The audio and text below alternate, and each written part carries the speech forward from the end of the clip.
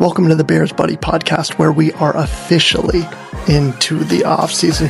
A lot of things that we got to talk about on this episode, specifically 27 free agents, coaches leaving. A year ago today, we hired Ben Johnson and our draft status. So let's get into it. We have 27 players that we're looking at here. We've got our core priorities, our value and depth, and then likely to depart. So let's get into it. Our core priorities are Jaquan Brisker, Kevin Byard, Braxton Jones, Theo Benedict, and Daniel Hardy.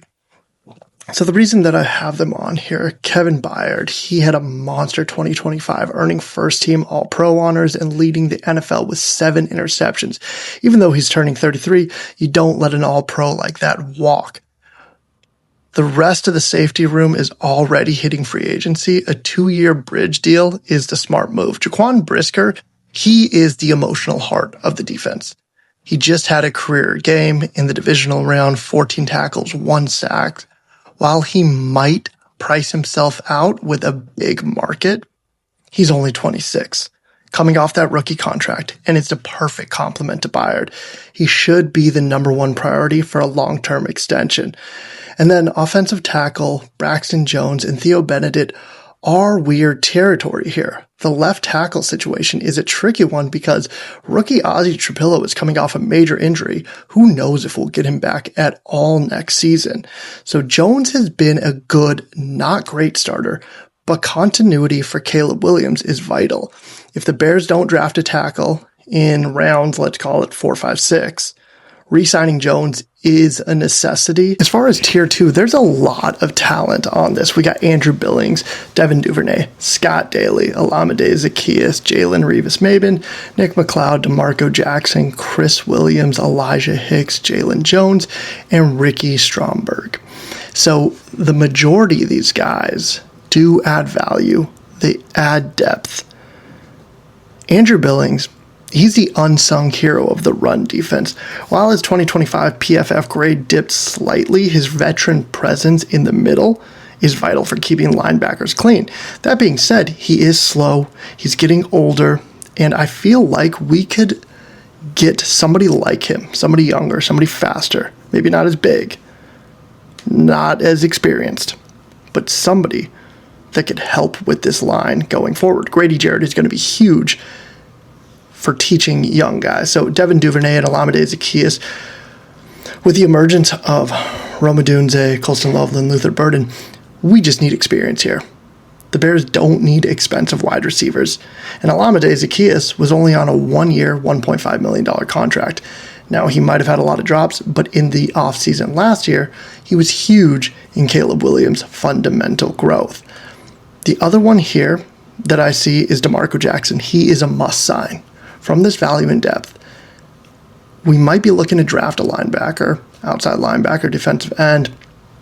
But DeMarco Jackson was huge and ultimately a game changer when TJ Edwards went down. So I think that that's somebody that we look to stick around. The other guy on here that I see is Scott Daly, who's a long snapper. And that's just, if he's getting the job done, just keep it going. I mean, you're not going to find an all-pro long snapper. It's very rare that those jobs are not the glorious jobs. They're just a get it done type of job. We got tier 3 likely to depart. CJ Gardner-Johnson, Case Keenum, Joe Tryon-Chinka. There's a lot of guys on this list that, you would love to keep. Nahshon Wright being the biggest name on this list that, in my opinion, should depart.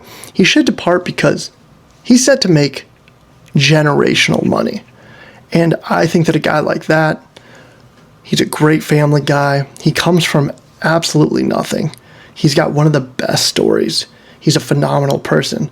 I think at this point, you just go out and get your bag because he is going to be one of the hottest cornerbacks on the free agency market. And for him, I think that it's just in his best interest that he goes out there and gets that money. Now, he does want to stay with Al Harris. He does want to stay with the Bears.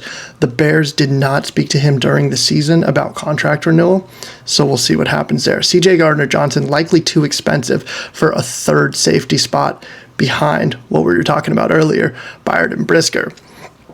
Case Keenum, at this stage, he's a coach in a jersey. If he wants to retire or find a backup spot elsewhere, the Bears can find a cheaper QB3 or draft a developmental arm. We have Tyson Bagent, we have Caleb Williams. We do need a 10-year veteran, in my opinion. So we could certainly find that out there. Somebody that is a bookworm, somebody that's going to be able to study. Then we have some complicated guys on here, right? We've got Joe Tryon-Shoyinka, who we brought in halfway through the year, the Cleveland Browns. He had a decent season for us. Durham Smythe is somebody that I really don't want to let go, but I do see that he is on the veteran minimum. So if you bring in somebody else that's maybe 4 years into the league, you could do that. I think that they could talk Durham down to $1.5 million, and that maybe keeps him around. Dominic Robinson's another one that it hurts that he leaves, but if we could get a lower deal worked out, which I don't think that Dominic Robinson should settle, and he shouldn't stick around for the Bears. He should keep it moving because ultimately he had a great season. Ryan Bates came over from Buffalo. We were hoping that he was going to be the answer to our line, and he never really panned out. So, again, he's another guy that could be a huge value role for another team, but the Bears are moving in a different direction. Today is the day that we signed head coach Ben Johnson. He came into the organization. He said that he wanted to beat Matt LaFleur twice a year, and that's what we did. He wanted to win now. That's what he did. 11-6. Phenomenal record. The first coach in Bears history in his first year to win a playoff game. Absolutely insane. I'm so happy he's here. And let's just get into it. The 2026 draft picks are in for the most part.